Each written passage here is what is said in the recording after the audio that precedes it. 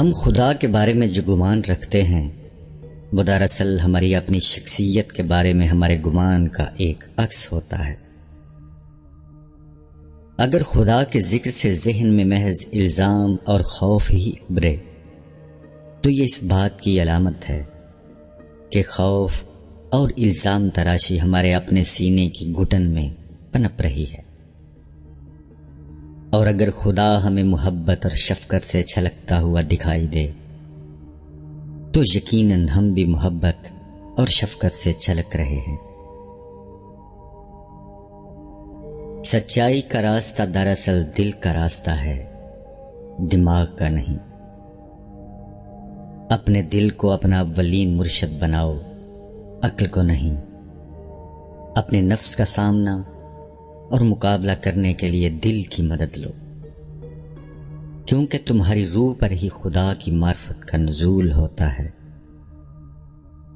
عقل و دل و نگاہ کا مرشد اولین ہے عشق، عشق نہ ہو تو شرع و دین بت کدائے تصورات۔ قرآن پڑھنے والا ہر شخص قرآن کو اپنی فہم و ادراک کی گہرائی کے مطابق ہی سمجھ پاتا ہے۔ قرآن کی فہم کے 4 درجات ہیں۔ پہلا درجہ ظاہری معنی ہے اور زیادہ تر اکثریت اسی پر قناعت کیے ہوئے ہے۔ دوسرا درجہ باطنی معنی کا ہے۔ تیسرا درجہ ان باطنی معنوں کا بدن ہے، اور چوتھا درجہ اس قدر عمیق معنوں کا حامل ہے کہ زبان ان کے بیان پر قادر نہیں ہو سکتی، چنانچہ یہ ناقابل بیان ہے۔ علماء فقہ جو شریعت کے احکامات پر غور و خوض کرتے رہتے ہیں، یہ پہلے درجے پر ہے۔ دوسرا درجہ صوفیہ کا ہے، تیسرا درجہ اولیاء کا ہے، چوتھا درجہ صرف انبیاء مرسلین اور ان کے ربانی وارثین کا ہے۔ بس تم کسی انسان کے اللہ تعالیٰ کے ساتھ تعلق اور اس تعلق کی نوعیت کو اپنے قیاس سے جاننے کی فکر نہ کیا کرو۔ ہر شخص کا اپنا اپنا راستہ ہے اور اظہار بندگی کی اپنی نوعیت۔ خدا بھی ہمارے الفاظ و اعمال کو نہیں بلکہ ہمارے دلوں کو دیکھتا ہے۔ یہ مذہبی رسوم و رواج بذات خود مقصود نہیں ہیں، اصل چیز تو دل کی پاکیزگی ہے۔ تم کائنات کی ہر شے اور ہر شخص میں خدا کی نشانیاں دیکھ سکتے ہو، کیونکہ خدا صرف کسی مسجد، مندر یا کسی گرجے اور صومعے تک محدود نہیں ہے۔ لیکن اگر پھر بھی تمہاری تسلی نہ ہو تو خدا کو کسی عاشق صادق کے دل میں ڈھونڈو۔ عقل اور دل 2 مختلف چیزیں ہیں۔ عقل لوگوں کو کسی نہ کسی بندھن میں جکڑتی ہے اور کسی چیز کو داؤ پر نہیں لگاتی، لیکن دل ہر بندھن سے آزاد ہو کر اپنا آپ داؤ پر لگا دیتا ہے۔ عقل ہمیشہ محتاط اور پھونک پھونک کر قدم رکھتی ہے کہ دیکھو کسی کیفیت کا زیادہ اثر مت لینا، لیکن دل کہتا ہے کہ مت گھبراؤ، ہمت کرو اور ڈوب جاؤ کیفیت میں۔ عقل آسانی سے اپنا آپ فراموش نہیں کرتی، جبکہ عشق تو بکھر جانے اور فنا ہو جانے کے لیے ہمہ وقت تیار ہے، اور خزانے بھی تو ویرانوں میں ملبے تلے ملتے ہیں۔ ایک شکستہ دل میں ہی تو خزانہ مدفون ہوتا ہے۔ دنیا کے زیادہ تر مسائل الفاظ اور زبان کی کوتاہیوں اور غلط معنی اخذ کرنے سے جنم لیتے ہیں۔ چنانچہ کبھی بھی الفاظ کی ظاہری سطح تک خود کو محدود مت کرو۔ جب محبت اور عشق کے میدان میں قدم رکھتے ہیں تو الفاظ، بیان اور زبان و اظہار اپنی اہمیت کھو بیٹھتے ہیں۔ وہ جو کسی لفظ سے بیان نہ ہو سکے اس کو صرف خاموشی سے ہی سمجھا جا سکتا ہے۔ تنہائی اور خلوت دو مختلف چیزیں ہیں۔ جب ہم تنہا اور اکیلے ہوتے ہیں تو اس غلط فہمی میں مبتلا ہو جانا بہت آسان ہو جاتا ہے کہ ہم سیدھے راستے پر ہیں، لیکن خلوت یہی ہے کہ آدمی تنہا ہوتے ہوئے بھی تنہا نہ ہو۔ بہتر ہے کہ ہماری تنہائی کسی ایسے آدمی کے دم قدم سے آباد ہو جو ہمارے لیے ایک بہترین آئینے کی حیثیت رکھتا ہو۔ یاد رکھو کہ صرف کسی دوسرے انسان کے دل میں ہی تم اپنا درست عکس دیکھ سکتے ہو، اور تمہاری شخصیت میں خدا کے جس مخصوص جلوے کا ظہور ہو رہا ہے وہ صرف کسی دوسرے انسان کے آئینہ قلب میں تمہیں دکھائی دے گا۔ زندگی میں کچھ بھی ہو جائے، زندگی کتنی ہی دشوار کیوں نہ لگنے لگے، کبھی مایوس مت ہونا۔ یقین رکھو کہ جب ہر دروازہ بند ہو جائے تب بھی خداوند کریم اپنے بندے کے لیے کوئی نہ کوئی نئی راہ ضرور کھول دیتا ہے۔ ہر حال میں شکر کرو۔ جب سب کچھ اچھا جا رہا ہو اس وقت شکر کرنا بہت آسان ہے، لیکن ایک صوفی نہ صرف ان باتوں پر شکر گزار ہوتا ہے جن میں اس کے ساتھ عطا اور بخشش کا معاملہ گزرے، بلکہ ان تمام باتوں پر بھی شکر ادا کرتا ہے جن سے اسے محروم رکھا گیا ہو۔ عطا ہو یا منع، ہر حال میں شکر۔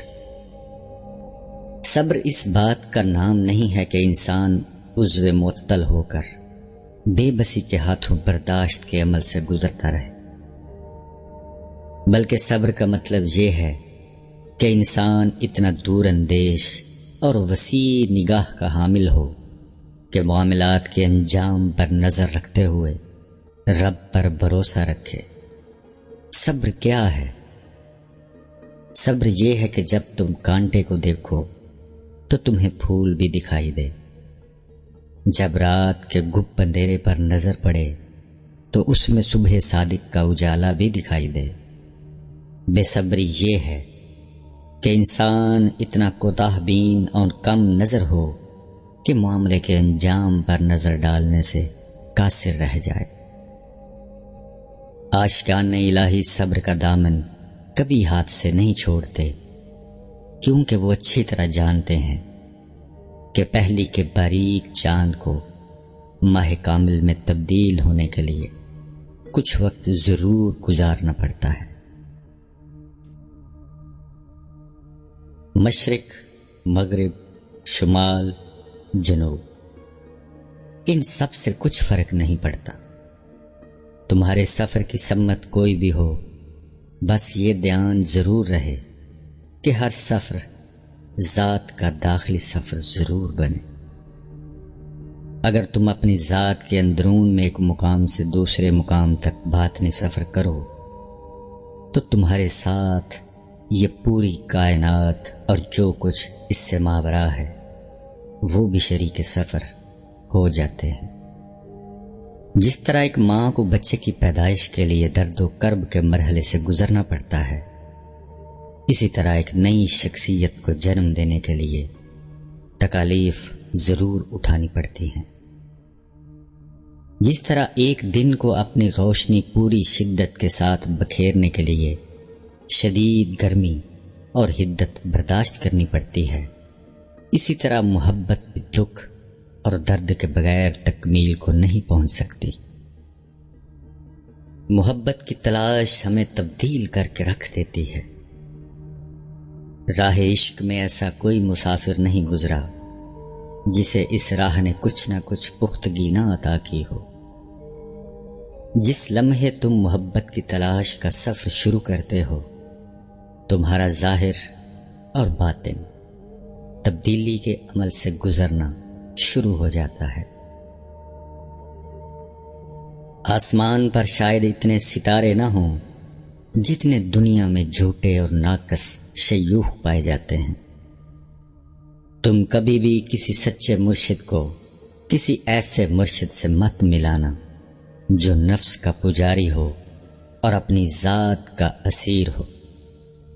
ایک سچا مرشد کبھی بھی تمہیں اپنی ذات کا اسیر بنانے کی کوشش نہیں کرے گا، اور نہ ہی اپنے نفس کے لیے تم سے تابعداری اور تعریف و توصیف کا تقاضا کرے گا، بلکہ اس کے برعکس وہ تمہیں تمہاری اصل اور حقیقی شخصیت سے متعارف کروائے گا۔ سچے اور کامل مرشد تو کسی شیشے کی مانند شفاف ہوتے ہیں تاکہ خدا کا نور ان میں سے کامل طور پر چھن کر تم تک پہنچ سکے۔ زندگی میں جو بھی تبدیلی تمہارے راستے میں آئے اس کے استقبال کے لیے تیار رہو، اس کی مزاحمت مت کرو، بلکہ زندگی کو اس بات کا موقع دو کہ تم میں سے گزر کر اپنا راستہ بنا سکے۔ اس بات کی فکر مت کرو کہ زندگی میں نشیب و فراز آ رہے ہیں، تمہیں کیا معلوم کہ آنے والی تبدیلی تمہارے حق میں بہتر ہے یا موجودہ حالت۔ ہر انسان ایک تشنہ تکمیل فن پارہ ہے، جس کی تکمیل کے لیے خدا ہر انسان کے ساتھ داخلی اور خارجی طور پر مصروف کار ہے۔ یہ ایک مسلسل عمل ہے۔ خدا ہم میں سے ہر ایک کے ساتھ انفرادی سطح پر معاملہ کرتا ہے، کیونکہ انسانیت ایک بے حد لطیف اور نفیس مصوری کا شاہکار ہے، جس پر ثبت کیا جانے والا ہر ایک نقطہ پوری تصویر کے لیے یکساں اہمیت کا حامل ہوتا ہے۔ ایک بلند و برتر ذات اور ہر طرح کے نقص سے پاک خدا سے محبت کرنا بظاہر تو آسان سی بات معلوم ہوتی ہے، لیکن اس سے کہیں زیادہ مشکل بات یہ ہے کہ انسان اپنے ابنائے جنس سے محبت کرے، جن میں ہر طرح کی کمزوریاں اور خامیاں پائی جاتی ہیں۔ یاد رکھو کہ انسان اسی کو جان سکتا ہے جس سے وہ محبت کرنے پر قادر ہو۔ محبت کے بغیر کوئی معرفت نہیں ہوتی۔ جب تک ہم اللہ کی تخلیق سے محبت کرنا نہیں سیکھتے، تب تک ہم اس قابل نہیں ہو سکتے کہ اللہ سے حقیقی طور پر محبت کر سکیں اور اس کو جان پائیں۔ اصل ناپاکی تو اندر کی ناپاکی ہے، باقی سب تو آسانی سے دھل جاتا ہے۔ گرد و غبار کی بس ایک ہی قسم ہے جو پاکیزہ پانی سے صاف نہیں ہو پاتی، اور وہ ہے نفرت اور تعصب کے دھبے جو روح کو آلودہ کر دیتے ہیں۔ تم ترک دنیا سے اور روزے رکھنے سے اپنے بدن کا تزکیہ تو حاصل کر سکتے ہو، لیکن قلب کا تزکیہ صرف محبت سے ہی ہوگا۔ پوری کی پوری کائنات ایک انسان کے اندر موجود ہے۔ تم اور تمہارے ارد گرد جو کچھ تمہیں دکھائی دیتا ہے، تمام چیزیں خواہ تمہیں پسند ہوں یا ناپسند، تمام لوگ خواہ تم ان کے لیے رغبت محسوس کرتے ہو یا کراہت، یہ سب کے سب تمہارے اپنے اندر کسی نہ کسی درجے میں ملیں گے۔ چنانچہ شیطان کو باہر مت دیکھو، بلکہ اپنے اندر تلاش کرو۔ شیطان کوئی ایسی غیر معمولی قوت نہیں جو تم پر باہر سے حملہ آور ہوتی ہے، بلکہ تمہارے اندر سے ابھرنے والی ایک معمولی سی آواز کا نام ہے۔ اگر تم پوری محنت اور دیانت سے کبھی اپنی ذات کے روشن اور تاریک گوشوں کو دیکھنے کے قابل ہو جاؤ تو تم پر ایک عظیم اور برتر شعور کا دریچہ کھلے گا۔ جب کوئی شخص اپنے آپ کو جان لیتا ہے تو وہ اپنے رب کو بھی جان لیتا ہے۔ اگر تم چاہتے ہو کہ لوگ تمہارے ساتھ اپنے برتاؤ کو اور رویے کو تبدیل کر دیں تو اس کے لیے پہلے تمہیں اس رویے کو تبدیل کرنا ہوگا جو تم اپنے آپ کے ساتھ روا رکھے ہوئے ہو۔ جب تک تم اپنے آپ سے پورے خلوص سے اور پوری طرح محبت کرنا نہیں سیکھتے، بہت مشکل ہے کہ تمہیں محبت نصیب ہو۔ اور جب یہ مرتبہ حاصل ہو جائے تو پھر ہر اس کانٹے کے لیے بھی شکر گزار رہو جو تمہارے راستے میں پھینکا جائے، کیونکہ یہ اس بات کی علامت ہے کہ تم پر عنقریب پھول بھی نچھاور ہوں گے۔ اس بات پر پریشان مت ہو کہ راستہ کہاں لے کر جائے گا، بلکہ اپنی توجہ اپنے پہلے قدم پر رکھو۔ یہی تمہاری ذمہ داری ہے اور یہی سب سے مشکل کام ہے۔ جب پہلا قدم اٹھا لیا تو پھر اس کے بعد ہر شے کو اپنی قدرتی انداز میں کام کرنے دو، اور تم دیکھو گے کہ راستہ خود بخود کھلتا جائے گا۔ بہاؤ کے ساتھ مت بہو، بلکہ خود ایک لہر بن جاؤ جس کا اپنا ایک بہاؤ ہوتا ہے۔ اس نے ہم سب کو اپنی صورت پر پیدا کیا ہے، لیکن اس کے باوجود ہم سب ایک دوسرے سے مختلف اور یکتا و ممتاز ہیں۔ کوئی بھی دو انسان ایک جیسے نہیں، کوئی بھی دو دل یکساں طور پر نہیں دھڑکتے۔ اگر وہ چاہتا کہ سب لوگ ایک جیسے ہو جائیں تو وہ ان کو ایک جیسا ہی بناتا۔ چنانچہ اب ان اختلافات کی توہین و تنقیص کرنا اور اپنے افکار کو دوسروں پر مسلط کرنے کی کوشش کرنا دراصل پروردگار عالم کی قضاء و قدر اور بلند پایا حکمت کی توہین کے مترادف ہے۔ جب اس کا سچا چاہنے والا کبھی میکدے میں جا پہنچے تو وہ میکدہ اس کے لیے محراب و مصلی کی صورت اختیار کر لیتا ہے، لیکن اگر کوئی بہکا ہوا مے خوار مسجد میں بھی چلا جائے تو وہ اس کے لیے میخانہ بن جاتی ہے۔ جو کچھ بھی ہم کرتے ہیں اس میں اصل کردار تو ہمارے دل کا ہے، ہمارے اندر کا ہے، ظاہر کا نہیں۔ صوفی لوگوں کو ان کے حلیے اور ان کی وضاقتہ سے نہیں جانچتے۔ جب ایک صوفی کسی پر اپنی نگاہ جماتا ہے تو وہ دراصل اپنی دونوں آنکھوں کو بند کر چکا ہوتا ہے اور ایک تیسری آنکھ سے جو اس کے قلب میں ہے اس منظر کے اندر کا جائزہ لے رہا ہوتا ہے۔ زندگی تو ایک ادھار کی مانند ناپائیدار ہے اور اصل حقیقت کا ایک دھندلا سا خاکہ اور نقل۔ صرف بچے ہی اصل حقیقت کی بجائے کھلونوں سے بہلتے ہیں، لیکن اس کے باوجود لوگ کھلونوں پر فریفتہ ہوتے ہیں یا بے قدری سے انہیں توڑ ڈالتے ہیں۔ اس زندگی میں ہر قسم کی انتہاؤں سے دور رہو، کیونکہ انتہا پسندی تمہارے اندرونی توازن کو بگاڑ دیتی ہے۔ صوفی اپنے رویوں میں انتہا پسند نہیں ہوتے بلکہ متوازن اور نرم ہوتے ہیں۔ پروردگار کی سلطنت میں انسان کو بہت خاص مقام و مرتبہ حاصل ہے۔ اللہ نے کہا، اور میں نے اس کے اندر اپنی روح میں سے پھونک دیا۔ ہم میں سے ہر ایک کو اس قابلیت کے ساتھ پیدا کیا گیا ہے کہ وہ اس کا خلیفہ بن سکے۔ اپنے آپ سے پوچھو کہ کیا تمہارے اعمال اس کے خلیفہ جیسے ہیں؟ یاد رکھو کہ ہم پر لازم ہے کہ ہم اس رحمانی روح کو جو ہم میں پھونکی گئی ہے اپنے اندر دریافت کریں، پہچانیں اور اس کے ساتھ جئیں۔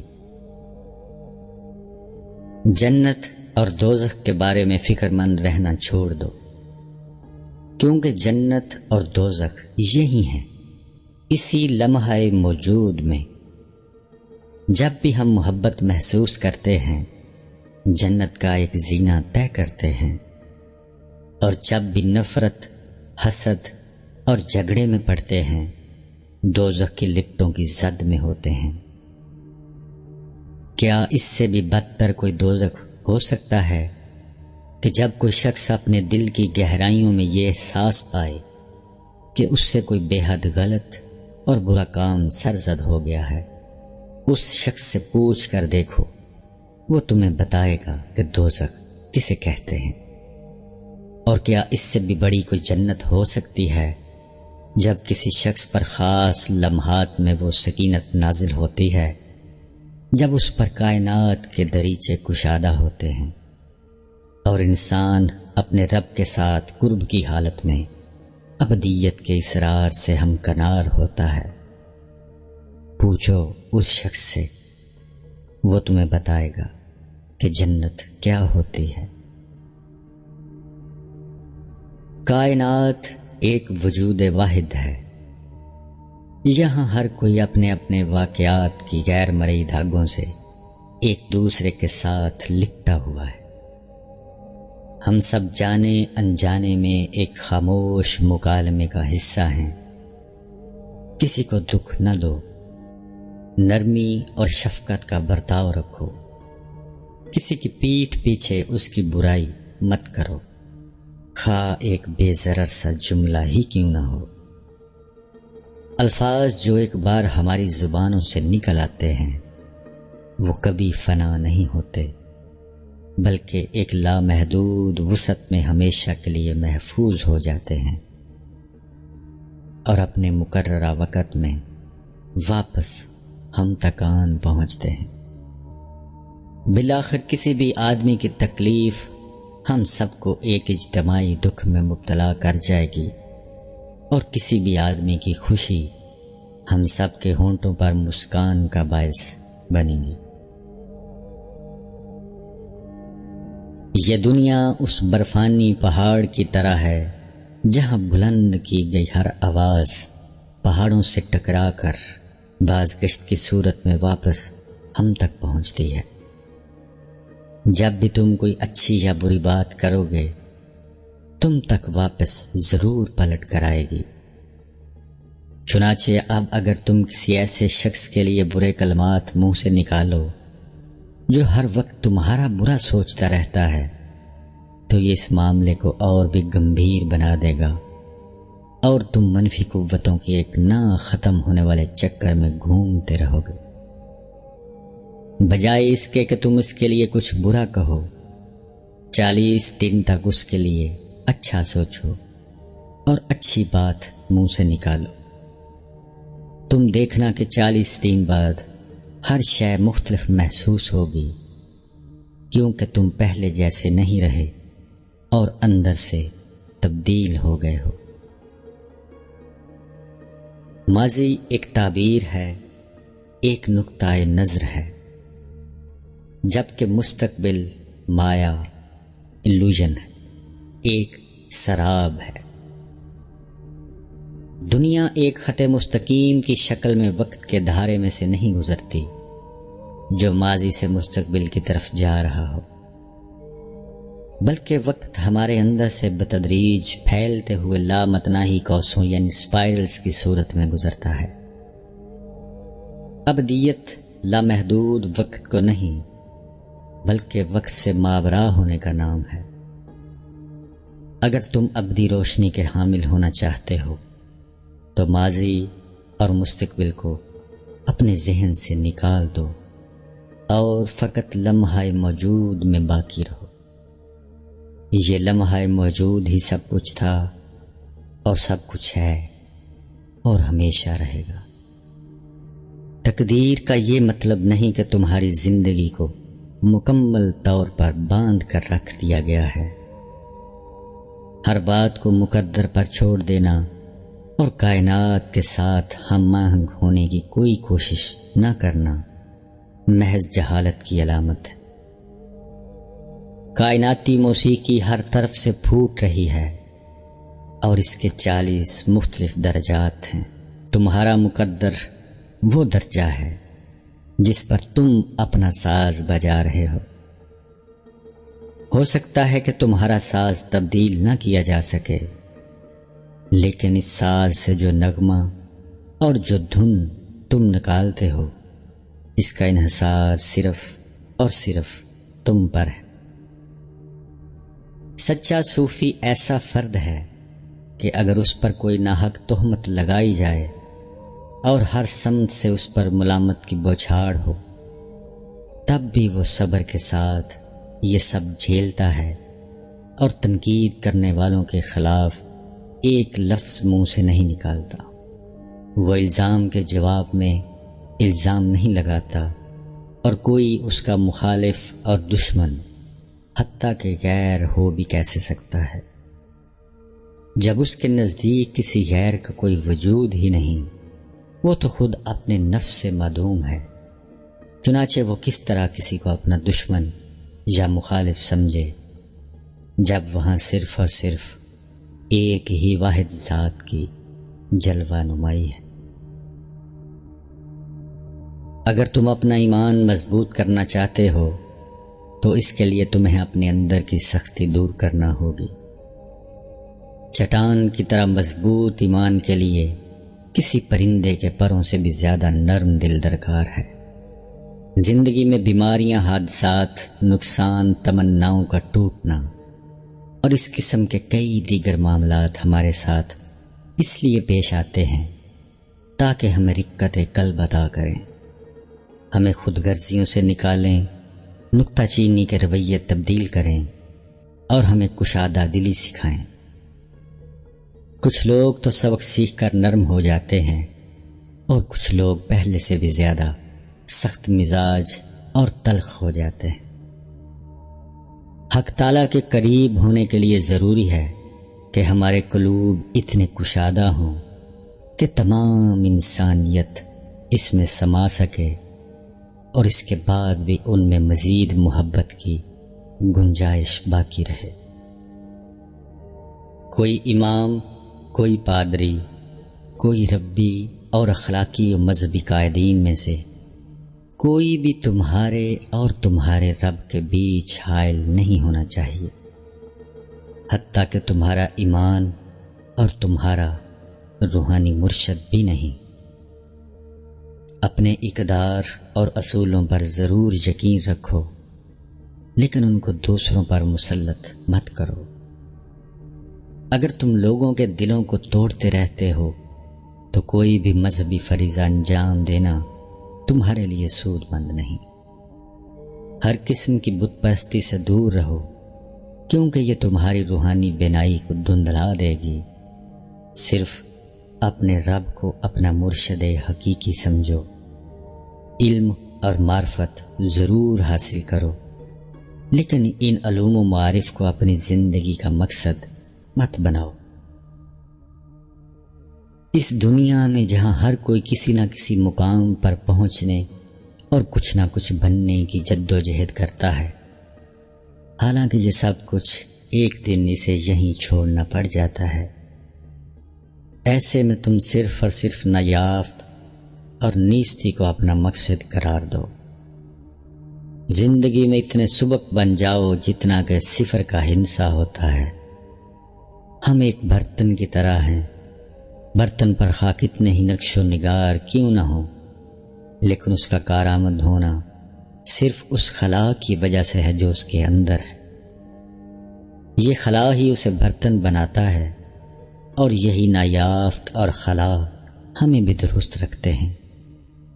کسی مقصد کا حصول ہمیں متحرک نہیں رکھتا، بلکہ یہی خالی پن کا شعور ہے جو ہمیں رواں دواں رکھتا ہے۔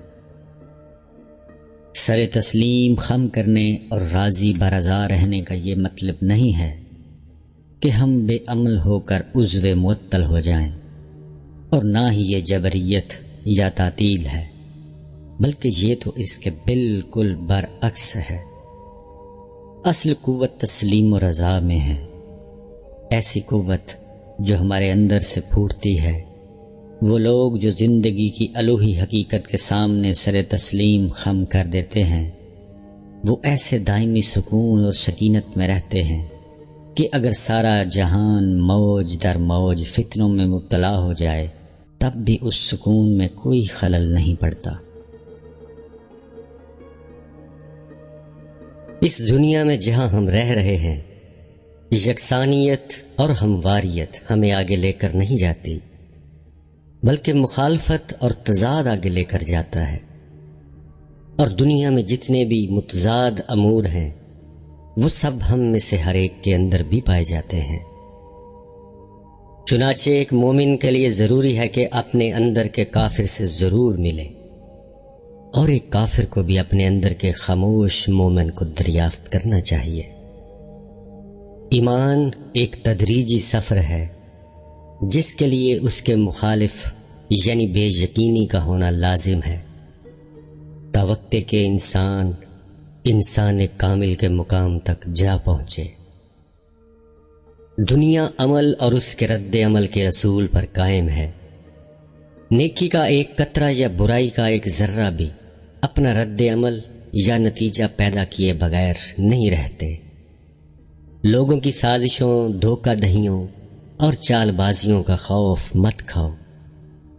اگر کوئی تمہارے لیے جال تیار کر رہا ہے تو یاد رکھو کہ اللہ بھی خیر الماکرین ہے اور سب سے اچھا منصوبہ ساز ہے۔